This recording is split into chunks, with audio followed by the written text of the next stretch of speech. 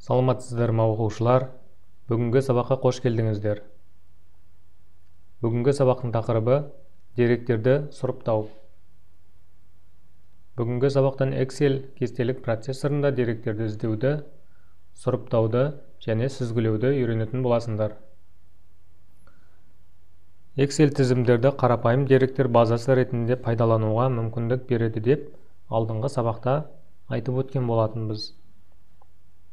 Әсіресе Excel үлкен және күрделі кестелермен жұмыс жасауға мейлінше қолайлы программа.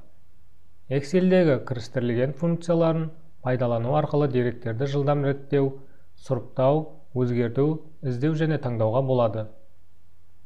Деректер базасымен жұмыс істеп, оның құрамына айрықша белгілеріне қарай деректерді іздеуді айтамыз.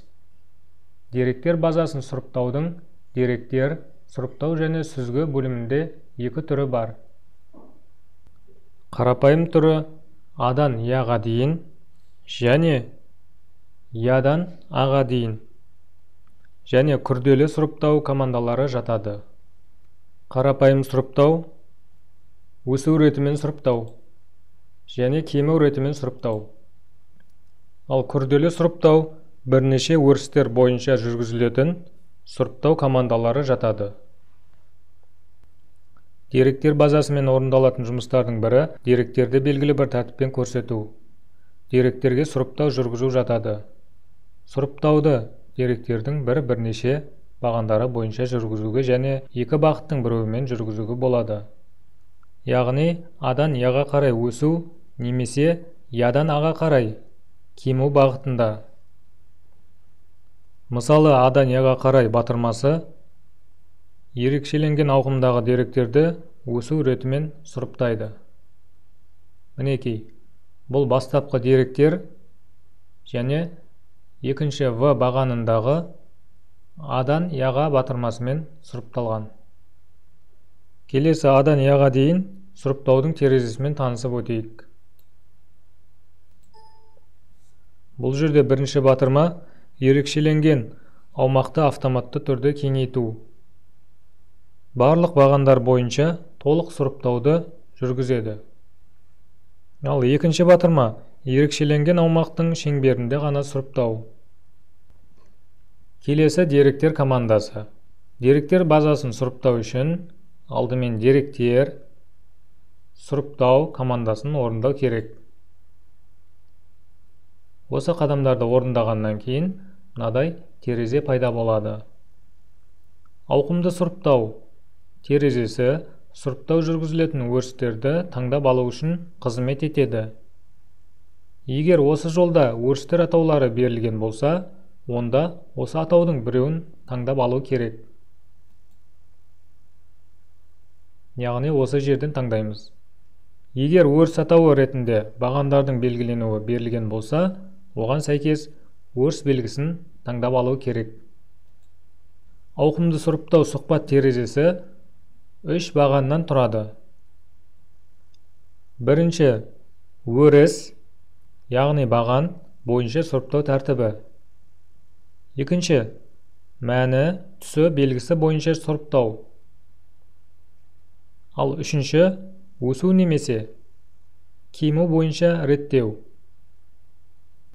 Келесі сұрыптаудың бұл әдісімен деректерді тек мәні бойынша емес, олардың түсі бойынша да сұрыптау жүргізіледі. Бұл жерде мысал келтіретін болсақ, компьютер құрылғыларының атауы мен бағасы берілген болсын. Белгілі бір қасиетіне қарай олар түстермен ерекшеленген. 5-те-1 суретке назар аударамыз. Және осы деректерді түсі бойынша реттегенде 5-те-2 суреттегі кесте пайда болады. Яғни мына оң жағындағы 5-те-2 суретте берілген. Осы сұрыптауды орындау үшін, яғни деректер, одан кейін сұрыптау, диалогтық терезесінде түстер бойынша сұрыптау ретін көрсету керек. Олай болса, сұрыптау терезесін реттеу терезесін пайдалана отырып, түстер бойынша сұрыптау ретін пайдаланып көрейік.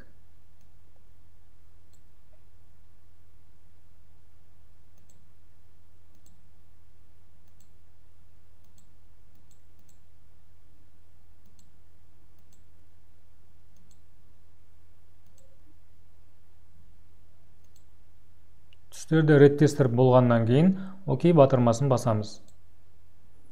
Мінекей оқушылар, дәл осылай өздеріңде жасап көріңдер. Оқушылар бүгінгі сабақтан алған білімдеріңді пайдалана отырып, Excel бағдарламасында практикалық жұмыс жасап көріңдер. Кестеде әлемдегі ең биік ғимараттар мен құрылыстар реляциялық деректер базасының бір бөлігі берілген. Осы деректер бойынша бірінші ең биік құрылысты, екінші елімізде орналасқан ғимараттар мен құрылыстардың санын және үшінші құрылыстарды салынуы жағынан ең ескісінен ең жаңасына қарай реттеңіз. Осымен бүгінгі сабағымыз аяқталды. Сау болыңыздар.